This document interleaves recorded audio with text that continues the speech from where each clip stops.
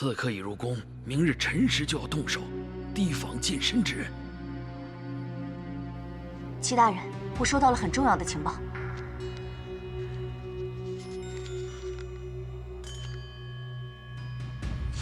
皇上现在在城郊狩猎，还没有回来。我立刻安排人去禀报。此事事关重大，你千万不要向任何人透露。听明白了吗？我知道，青龙。那好，你赶紧回去吧。是。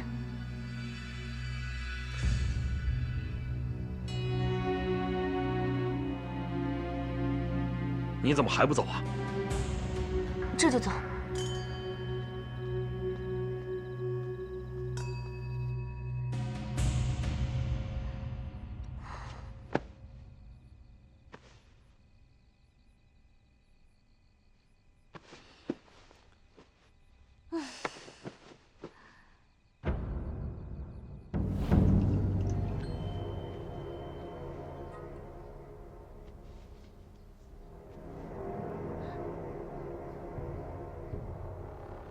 娘娘，怎么了？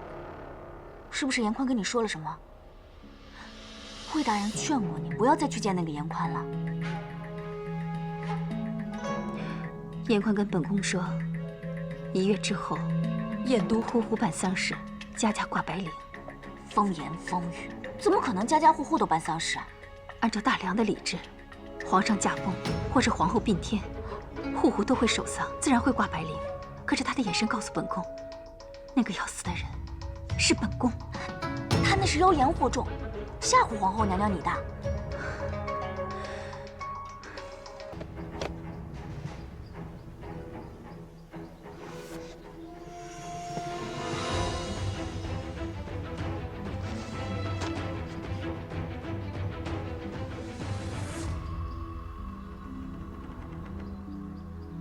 辰时到了。难道刺客要杀的不是皇后？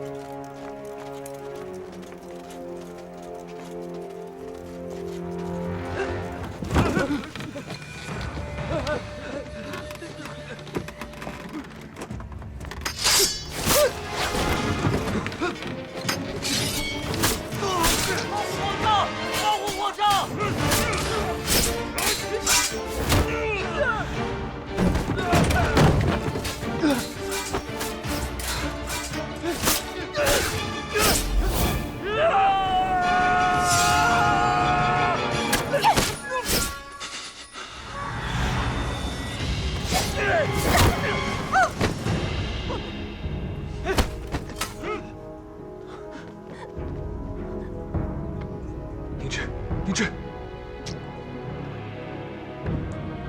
皇上，叫御医，快叫御医！是。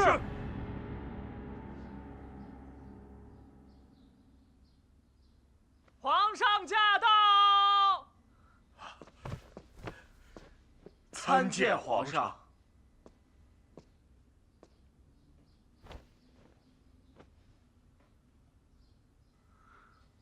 好几个时辰过去了，怎么还没有醒过来？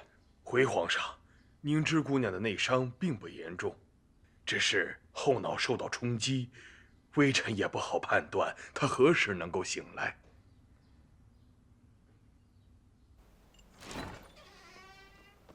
魏大人，有2名刺客行刺皇上，幸好凝脂姑娘及时赶到，救了皇上，皇上安然无恙。但凝脂姑娘受了重伤，到现在都昏迷不醒。贝蒙，立刻回宫。是。魏大人，凝脂姑娘呢？她伤得怎么样了？魏大人，凝脂姑娘已无大碍，她现在已经出去走动了。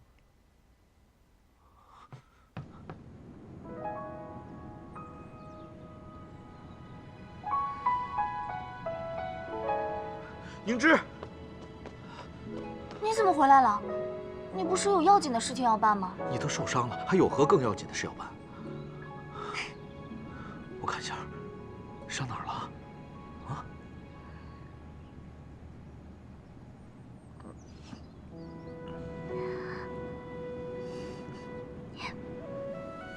已经没什么事了，你就别担心了。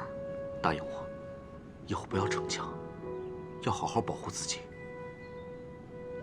有什么事一定要告诉我，我们一起分担，好吗？好，我答应你。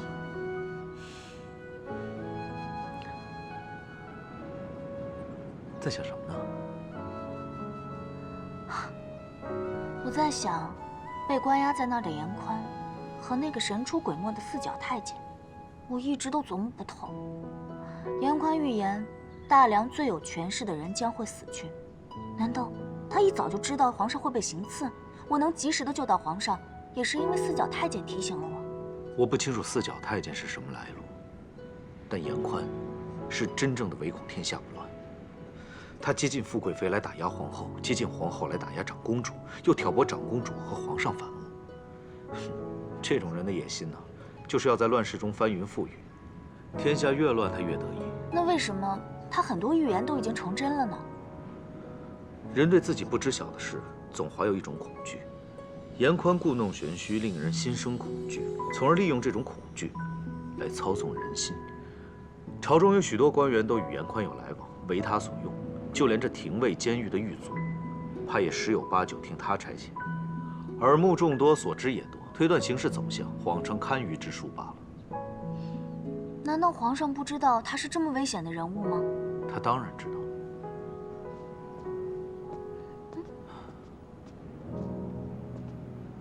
但先帝立过遗诏，无论严宽犯了什么错，都不能杀他。毕竟他当年摆下七星灯求寿，为先帝延长了8年的寿命。啊，他是怎么做到的？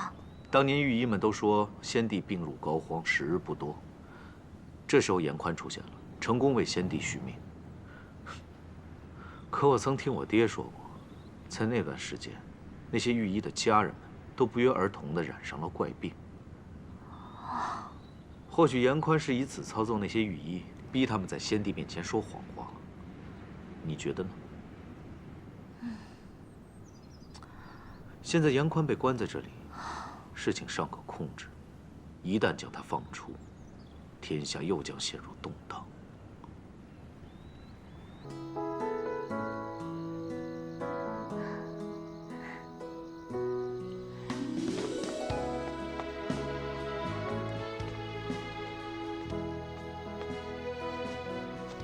魏大人，大半夜到宫女房来，好像有点不大合适啊。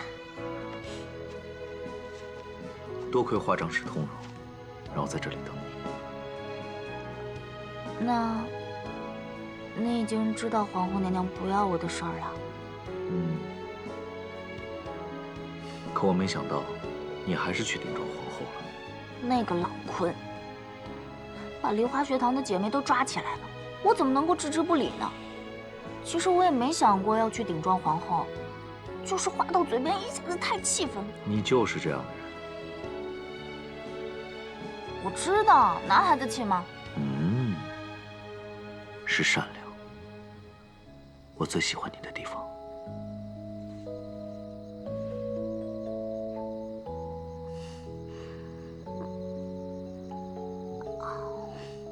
那只有善良也解决不了问题呀。朗坤抓梨花学堂宫女，说是富贵妃安排的人，只是一个说辞罢了。过些时日，势头减弱，朗坤也不会抓住这件事情不放的。去到太后身边，对你来说并不是件坏事，所以就不用太过忧心了。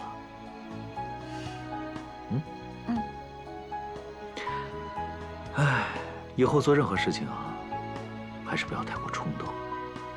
生气的时候，不妨想想我，想想我。有那么好笑吗？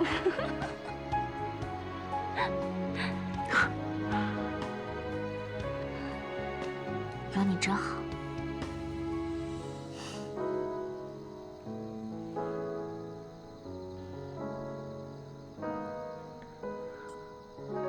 唉。好了，时间不早了，我该回去了。你好好休息，别想太多了。那我看着你走。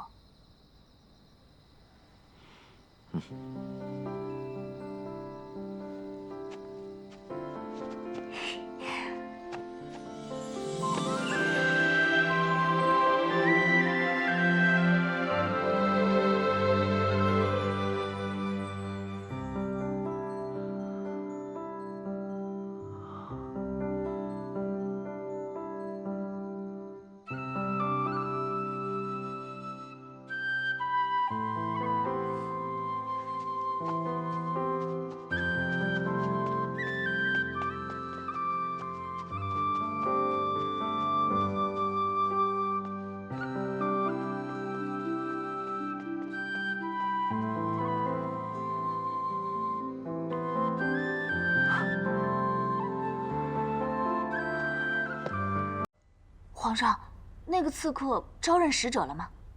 那个刺客口风非常紧。朕看完供词以后，就去派人捉拿禁军统领，没想到他已经离开了燕都。朕已经全境设下去通缉他们。真没想到，连禁军都会被渗透。那个齐大人的确是很可疑啊！我分明已经告诉他有刺客潜入皇宫，他不但不告诉你，而且还不加以防备。这个齐大人呢，只是个小棋子，真正的黑手还在后面。你劳神为此，着实没有必要啊。朝政之事，岂是一个小女子该去操心的呢？你应该想想你自己的事情。奴婢自己的事情，什么事情啊？你救了朕，对朕有恩，就不想有什么赏赐吗？奴婢护卫皇上是奴婢的职责，皇上不责备奴婢，照顾不周就是奴婢的福气了。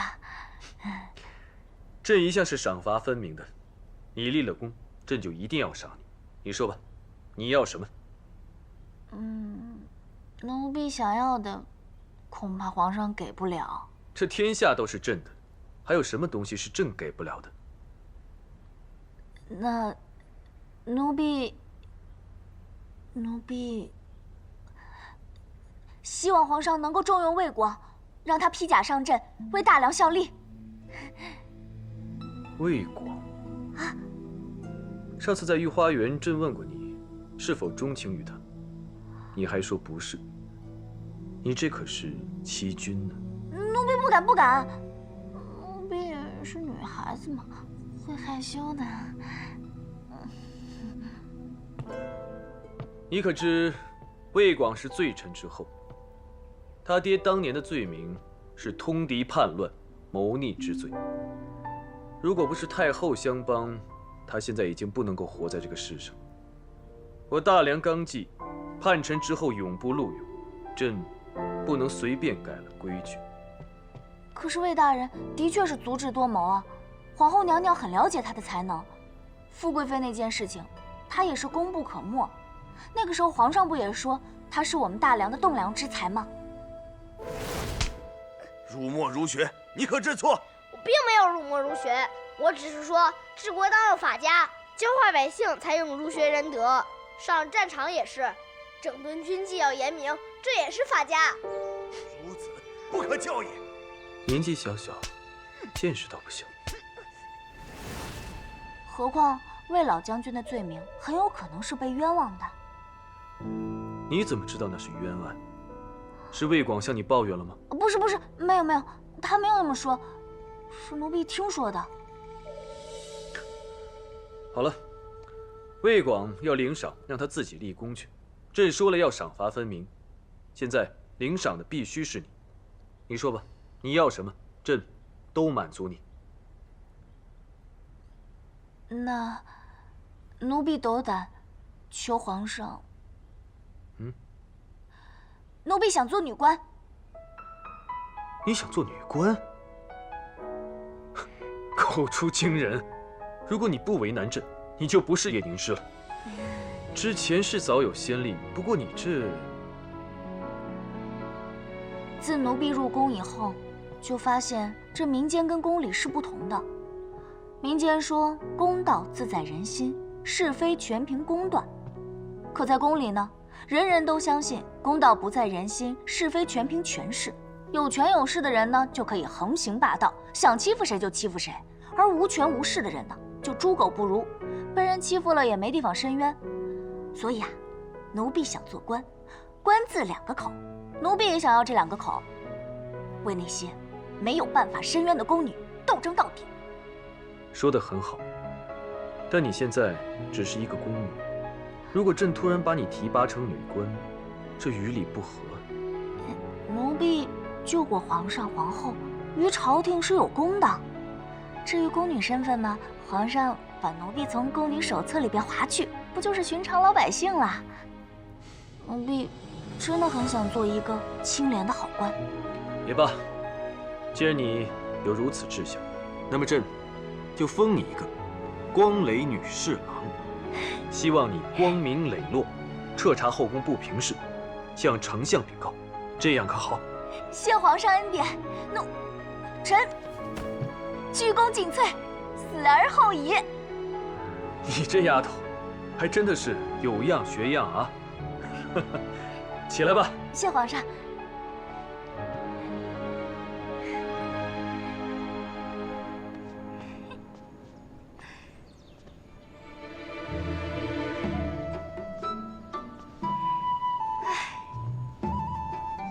冯姑娘，有见到宁芝吗？在那边啊。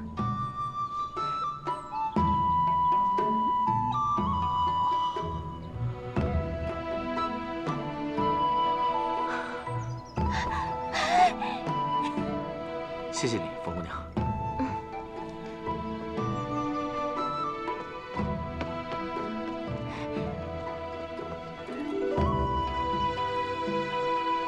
魏广，你看，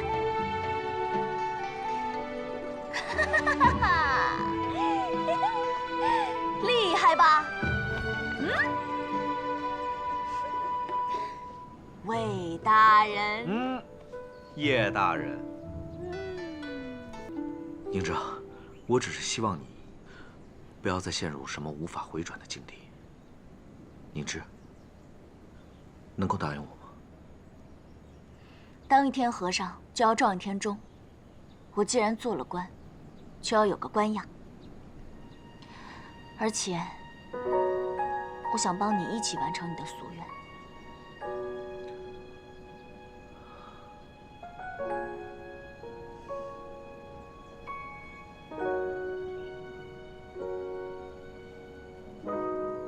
皇后娘娘驾到！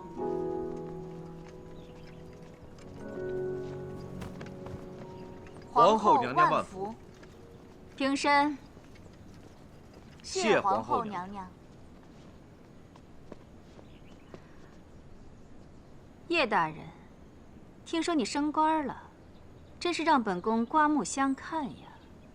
臣不敢。这身衣服倒是挺威风的。来，转个圈儿，让本宫好好看看。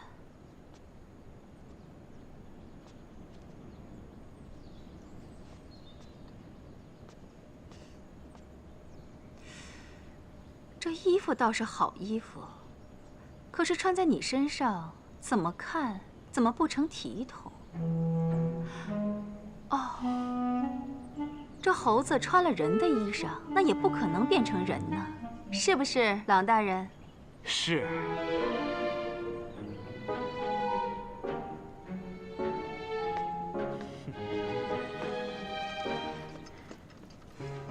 魏广，臣在。本宫让你去宫外办的事办妥了吗？回禀娘娘，一切都办妥了。既如此，去永德宫细细禀报。是。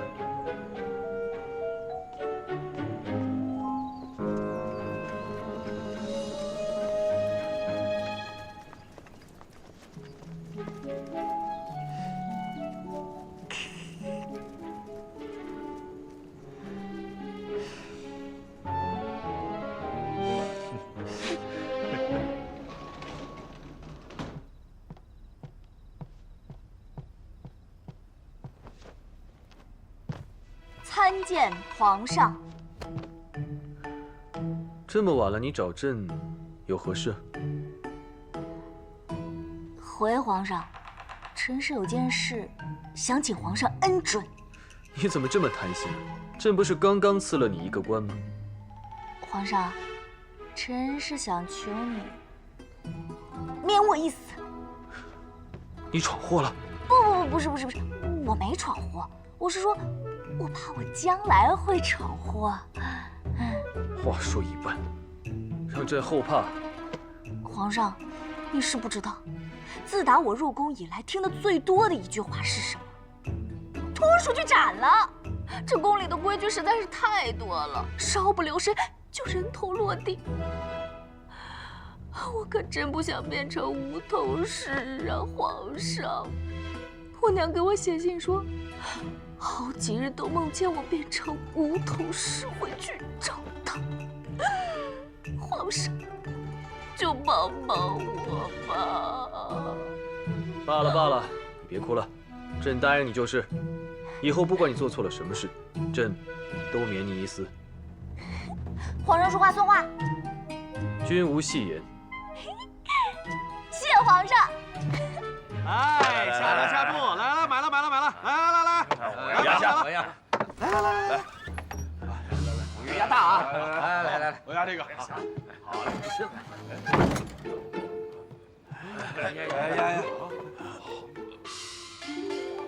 叶大人，这么巧啊！皇后娘娘看我们办差太辛苦了，晚上准许我们消遣消遣，这不算是不平之事吧？啊？来，不用理他，来，继续，加注，来玩啊！来，敲注，来，啊，你们都买大啊！好，我看啊，买了，买定离手，来，买了，啊！找死！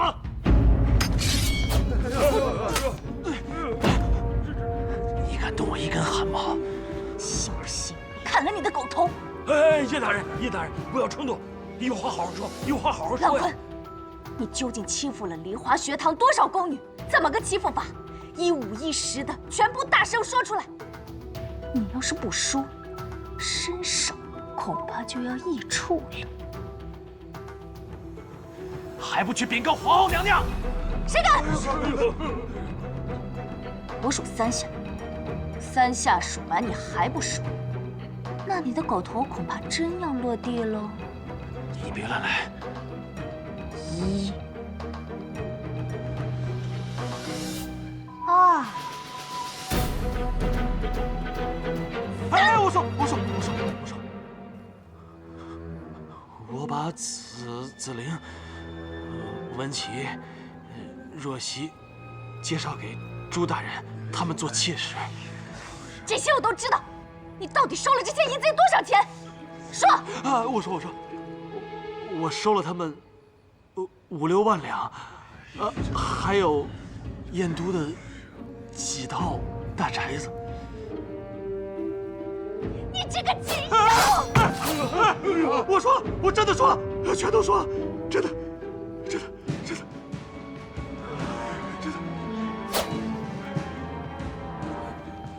你们刚刚都听到了吧？刚才朗大人亲口承认，如果丞相大人追究起来，你们一个个都是人证。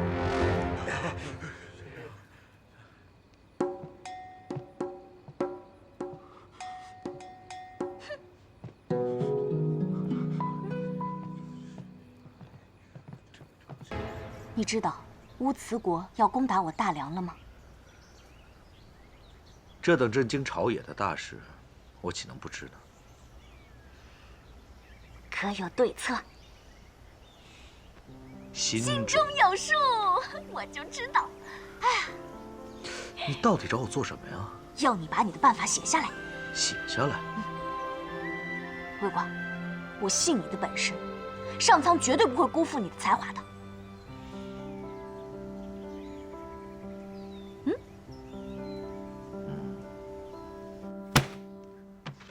无用之才，下官该死。朕不是说你，朕是说那些无用的百官，一个个全都说些胆怯之词，让朕不要出征。人家都已经打到朕的家门口了，如果不予还击的话，我大梁的威严何在啊？皇上，不妨一看。你写的？下官虽也是官，但却没有救国治世的本领啊。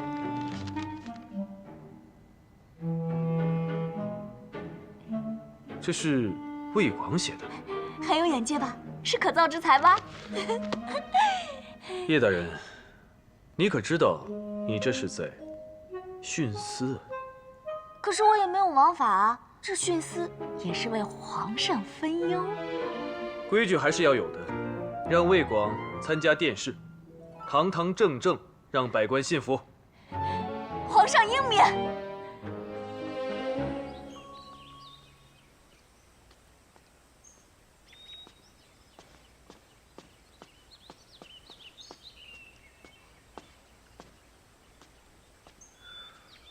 魏大人，真用雅兴在这钓鱼啊？我记得你每一次钓鱼都在思考重要的事情，这一次是不是也有什么心事啊？我等这一天，等了10年，终于等到明天。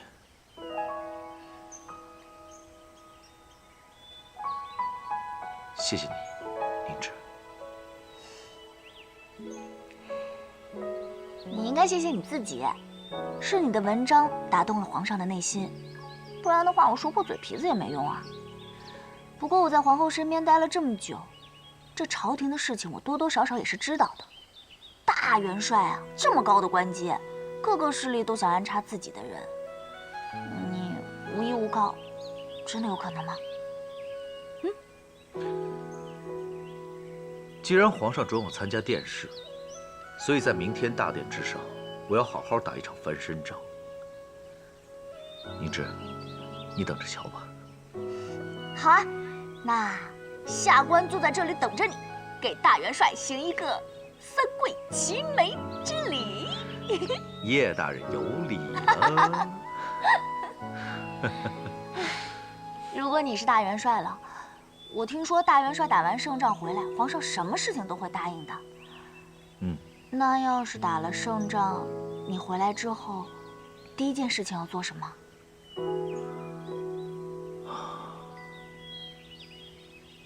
我要先去祭拜我爹，告诉他老人家，我终于继承他的遗志了。然后呢？我要请皇上告诉我一个多年前的秘密。当年我爹立下赫赫战功，又素无过错，先皇到底为什么突然将他处死？这件事情除了那些风言风语，难道一点有价值的线索都没有吗？我怀疑我爹的去世和一个奇怪的女人有关。手臂上有3团火的女人。我爹的名讳是燕，燕是3个火成品字形。那个女人给我最深刻的印象就是她十分瘦弱，走路十分不稳。那次她和我说完话之后3日，我爹就出事了。先帝说我爹叛乱投敌，意图勾结外邦推翻大梁王朝，下令将他五马分尸。可我爹一生忠心耿耿，怎么会做出这种事？更何况，先帝向来信任我爹，又怎么会突然将他处死？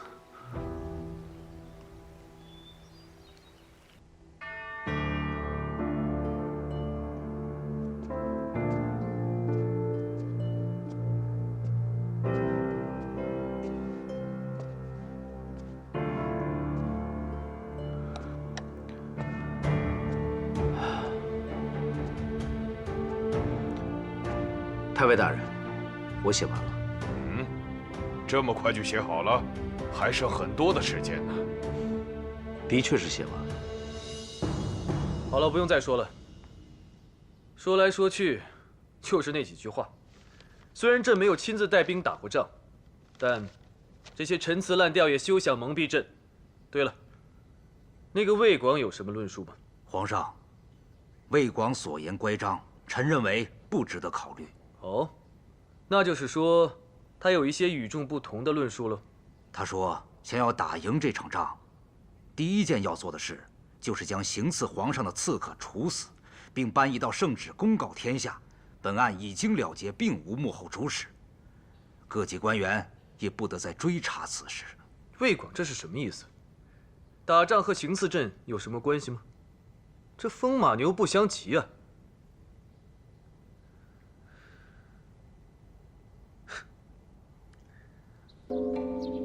魏广，徽皇后还说你是我朝第一谋士，朕还以为你有何真知灼见，你却让朕草草了结刺杀一案。几日前，朕看你的文章，尽是此仗必打的原因。今日殿试，朕要看看你有什么制胜之法。臣今日论述的就是制胜之法。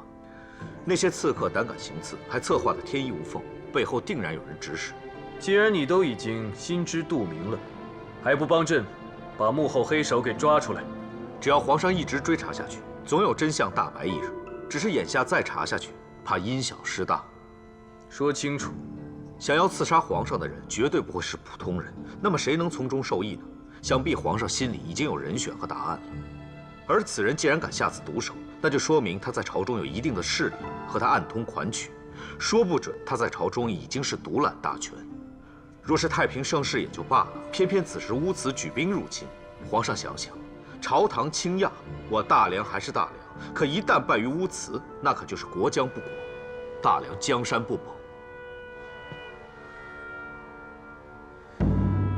就算朕不再追查此案，那幕后的黑手也一样不会放过朕的。刺杀皇上为的不就是谋权篡位吗？归根结底，他们要的也只是大梁的皇位。大梁战败对于他们来说并无好处。可若皇上严厉追查，将这些人逼上绝路，他们一定会与乌兹国里应外合。到那个时候，皇上就真正陷入被动。为今之计，不如一致对外，等到击退乌兹，再来收拾那帮乱臣贼子不迟。你说的确有几分道理，就照你说的做。朕会下旨，不再追究此案。皇上圣明。魏广，你参加了殿试，是认为你有这个资格来担当征东大元帅吗？这天下，舍我其谁？魏广，你没有战功，也没有经验，从来也没有打过这么大的仗啊。这的确是我不足之处，可恰恰也是我最大的优势。乌慈来犯，事先一定做了充分的准备，朝中名将底细，他们早已查得一清二楚。可他们绝不会料到，这一次，朝廷派出了从未率兵征战之人，他们无法预判我的战术，更不知道我会如何打这场仗。我大梁还未出兵，已在战略上胜乌慈一筹。那除此之外，还有其他的裨益之处吗？臣有一颗尽忠的决心，和魏家子孙一腔忠诚的热血，这还不够吗？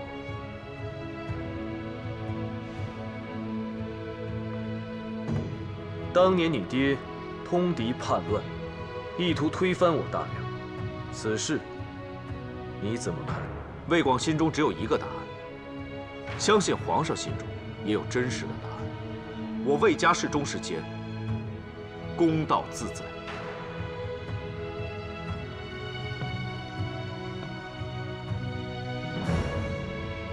魏广，魏老将军一案，若是实情，朕不能用你；若是冤案，朕不敢用你。实情若如此，你魏家必是大奸；若是冤案，魏老将军含恨惨死，你魏家背负千古骂名，你少年无家可归。你不怨吗？臣怨，臣也恨。但臣不能违背魏家祖训。当年家父对臣说的最后一句话就是：无论发生什么，国便是家。我魏家子孙绝对不能对大梁之主不忠，此忠心重于生命，重于名声。所以家父走向刑场之时，没有半句怨言。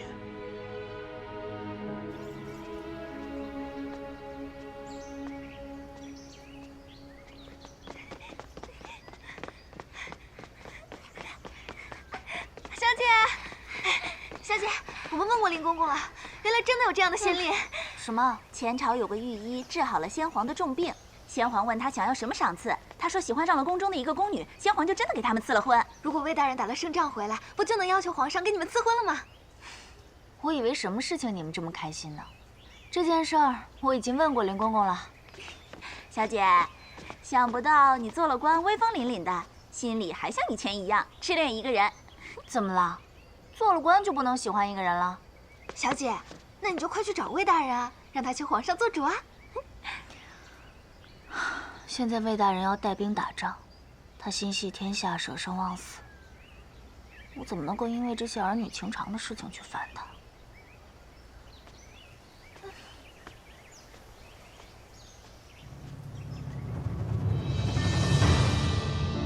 魏广接旨。魏广，朕现在封你为征东大元帅。谢皇上。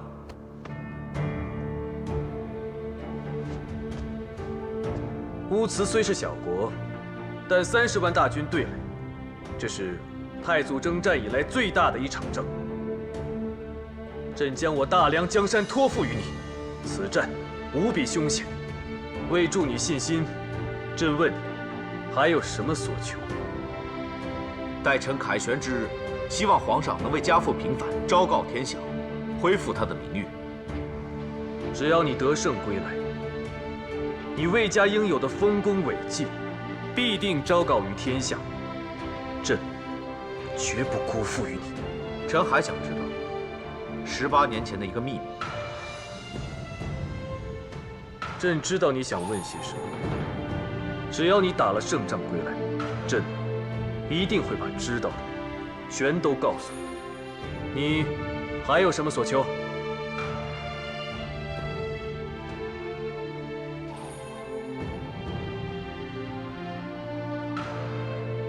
臣心中的确还有件事要求，是私事。待臣荣耀而归，再向皇上求得。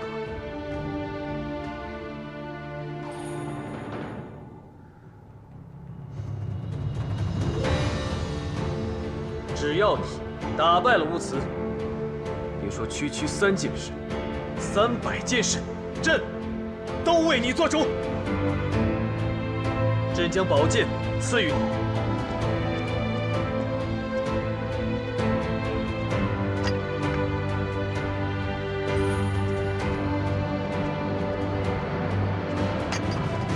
为朕将敌人的首级斩回来。朕的宝马也赐予你，让你在皇宫中策马3日，接受文武百官的祝贺。谢皇上。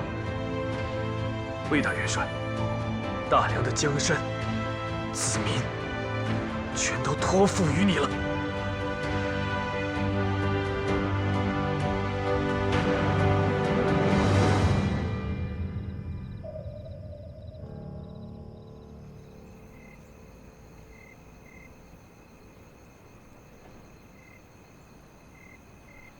魏大元帅，啊，做了大元帅就是不一样，跟你说个话还得爬这么高。叶大人真是官腔十足啊！哇，官高半级压死人啊！哇，好漂亮啊！你怎么能找到这么美的地方？从小到大我就没几个朋友，一个人的时候，我就会来到这里，看看远方的星星，看看万家灯火，似乎那样我就不会觉得孤单了。如今，我终于可以为我爹证明了。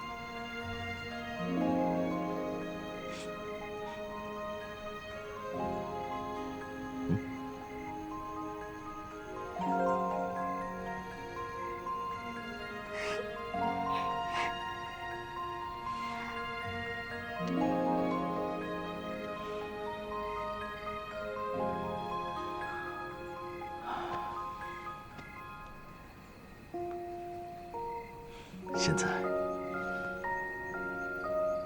我终于不再孤单了。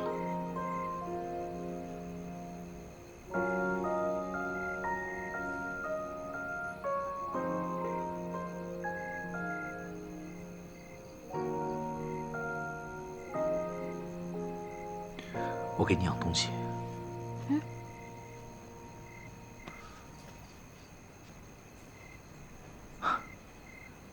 这剑穗陪着我爹，也一直守护着我。剑穗一直系在剑上，从未分离过。我把它交给你，无论我身在何处，心都牢牢记在你身上。无论发生任何事情，我们都不会分离。清冽的空气，万千烛火中飘逸。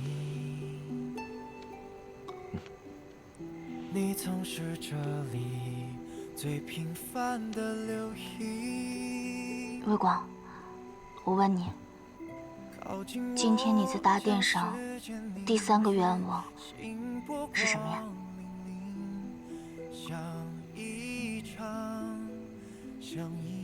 等我得胜归来，我要让皇上给我们赐婚。逆着光找寻一个遥远的身影。我是不是可以准备嫁衣了？那你最近要少吃一点，不然等我回来的时候，嫁衣都穿不上。怎么那么说？我能踩死你，踩死你！哎，小心小心。陪你一起看黯然世情，陪你的雨停。点一盏眷恋时光，照进你生命，让所有危险和传闻揉你眼睛。仿佛黑夜里泪水的结晶，心变得更透明坚硬，再痛几回也不怕摧毁。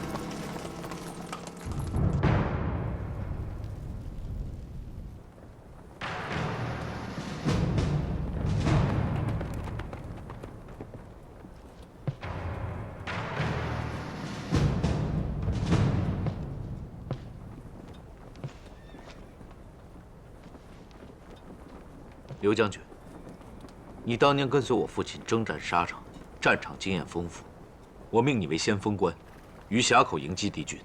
你这是羊入虎口的战术，我不去。魏大元帅，你这官当得轻巧，就凭几句花言巧语，就坐上了帅位。但这里不是朝堂，这里可是真刀真枪的战场，容不得信口胡言。你想送死，为何不自己做先锋啊？我知道各位的顾虑。这次敌军以逸待劳，峡谷迎击敌军，看上去我们是劣势。但这场仗，我们面对的是清朝的敌军，唯一可行的，就是要挑起敌军轻敌的心态。二位将军如果怕了，我们就直接换人。老子身经百战，什么时候怕过？我是不相信你。好，刘将军正面迎敌，杨总兵侧面伏击。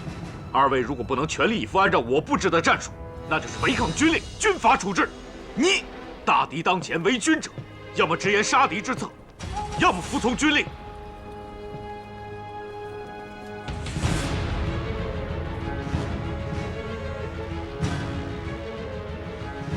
这一仗如果输了，我魏某难辞其咎。各位想必也知道，我魏家本就有戴罪之名，战败对于各位而言，只是降职或者罚俸，可在于我魏某，就是死路一条。所以对于我而言，只有赢，不能输。你的战术要是不灵呢？我魏国马革裹尸还。皇上，光雷女侍郎叶凝之求见。让她进来吧。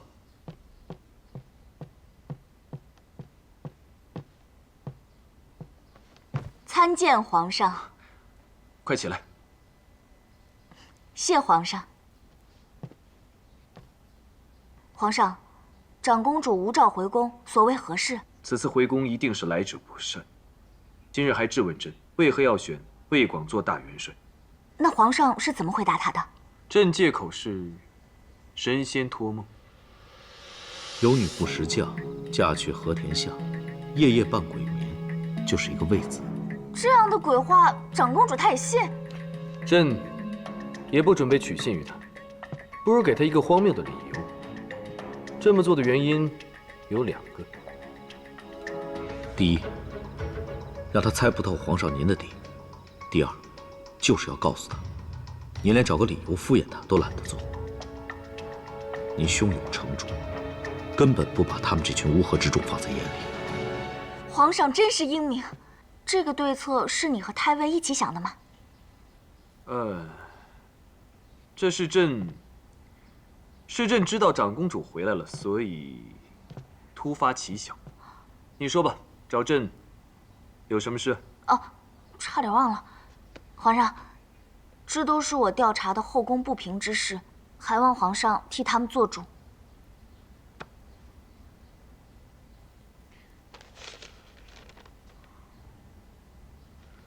这些事情交由丞相就可以了。丞相各种推诿，怕是不敢招惹是非吧？那也罢，待朕空闲的时候就看一看。这几年，皇后在后宫的确是略失体统。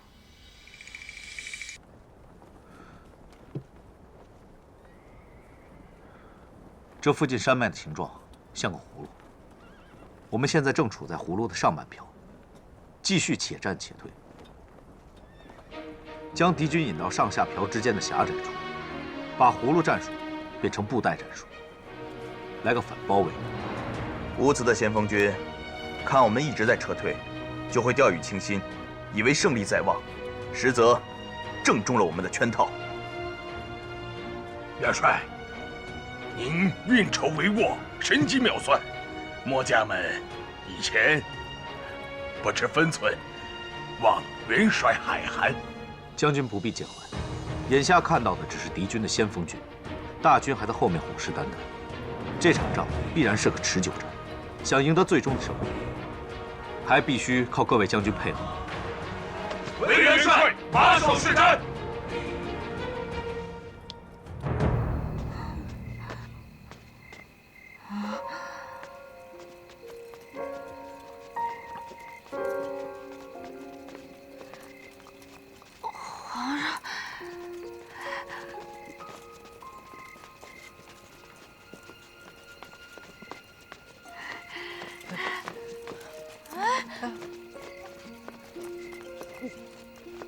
叶大人，您挡在前面干什么？落轿。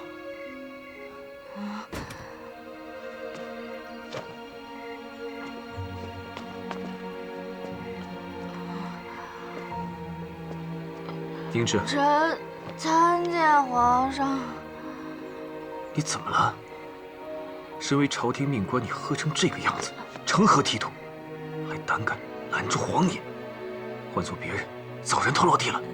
皇上，魏广他被包围了，魏广他被重重包围了呀，皇上。朕已经知道了。我是担心害怕的，我听别人说，喝酒，他能给我状态，然后我就咕噜咕噜一下子全都喝了，然后我就感觉我自己轻飘飘的。快搀扶叶大人去广宣宫。是。皇上，皇上，皇上。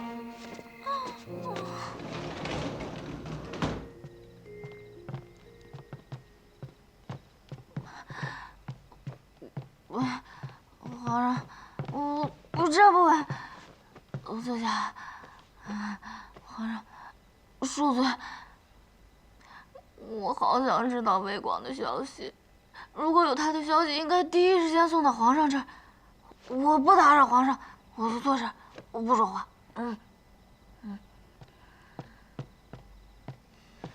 启禀皇上，魏大元帅送了一封密函给您。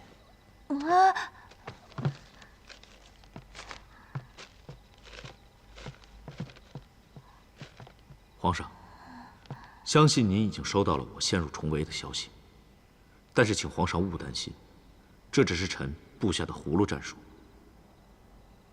葫芦？什么葫芦？军情密报你也看，你过去。我军现在在葫芦上漂，表面上被敌军重重包围，待敌军至上下漂之间的狭窄之处，然后将葫芦战术转为布袋战术，来一个反包围。反包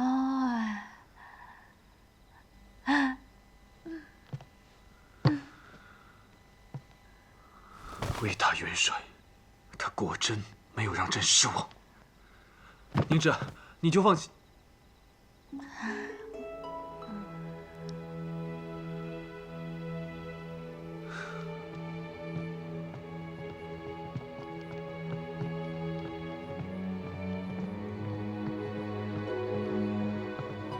站住！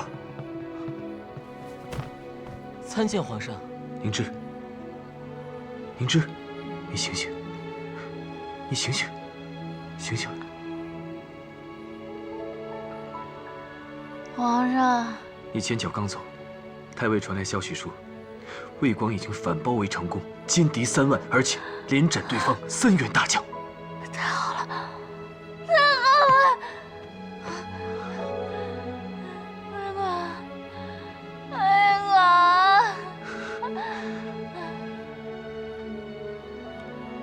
等他醒了，你把朕刚才的话再重复一遍给他听。他现在睡意正浓，怕是过耳即忘。是。好了，你们去吧。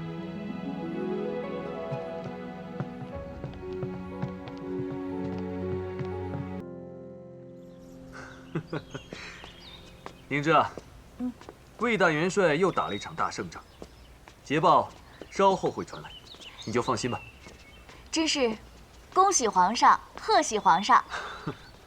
宁芝，在朕面前你不用拘谨的，朕已经很长时间没有如此开心了，你陪朕说说话吧。好。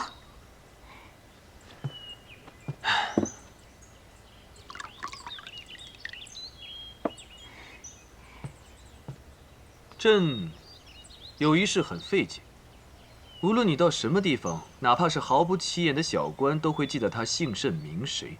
你的记性怎么会这么好啊？其实不是臣的记性好，这个是训练出来的。你为何要训练这个呀？臣不敢说。还有你不敢说的时候啊，你就不要故作姿态了。那臣可讲了。讲。皇后娘娘每次宫中有宴会的时候，都会带上我。皇上知道是为什么吗？为什么？凝之，那边榆树下面，那个脸红的像冬枣的妇人是谁呀？回皇后娘娘，那位是户部王德全大人的原配张氏。那边那个体态丰腴的妇人又是谁呀？娘娘，这个，快说，说不说？说不说？哎呦，娘娘，你忘了吗？这个是你本家郑雄大人的家眷呢。就这样了。原来如此，那你受苦了。其实，我已经有半个月都没有见到皇后娘娘了，不知道她的病情现在怎么样了。怎么，你还惦记着皇后娘娘？她不是整天都会掐你吗？她是掐我，有时候还会打我呢。稍有不当，别说最可怕的那句话，拖出去斩了。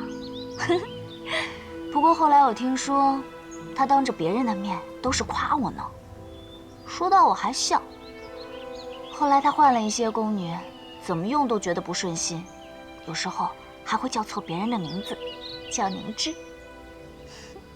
那既然如此，朕找机会带你向她认错，我相信她会谅解你的。谢皇上。皇上，臣还有一事相求。你又有何事？朗坤的手下朱大人、王大人他们依然在宫中，他们很多时候都会去找梨花学堂姐妹的麻烦。你刚才还需要求得皇后的原谅，现在却要做此事去得罪她，你究竟是怎么想的？要知道皇后的脾气，发起火来可是六亲不认的。是啊，我是很怕她，但是我更害怕梨花学堂的姐妹们受苦。我刚进宫时，她们帮了我很多，没有她们，我根本不可能在这宫里立足。我相信，做人是不能忘恩负义的，这一点在宫里宫外都是一样的。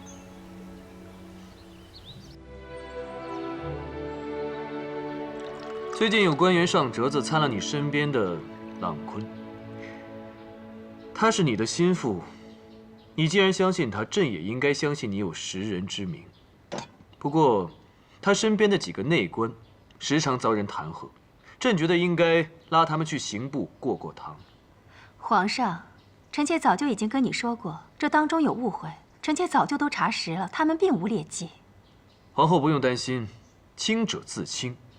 如果他们当真什么都没有做，那么刑部也不会拿他们怎么样，反而更能证明他们是清白的。皇上，好了，这已经决定了。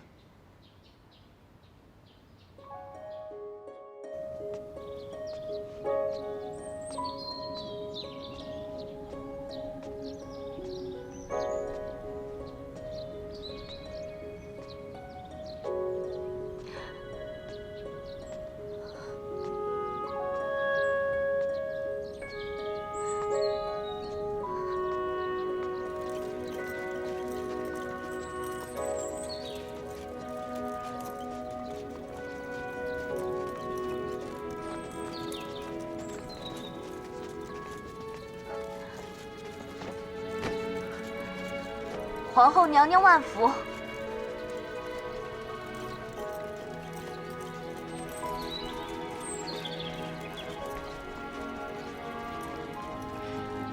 停轿。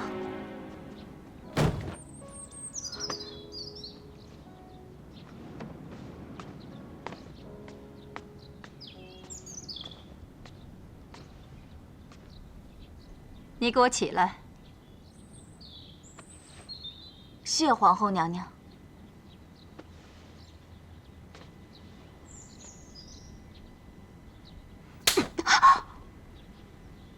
皇后娘娘为什么打我？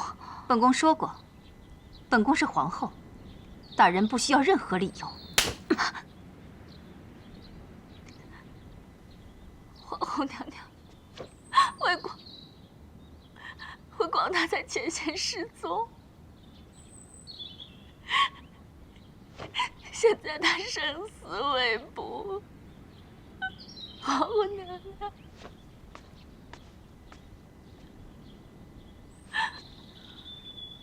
皇上刚才在我那儿，据最新战报，魏广已经安全回到军营。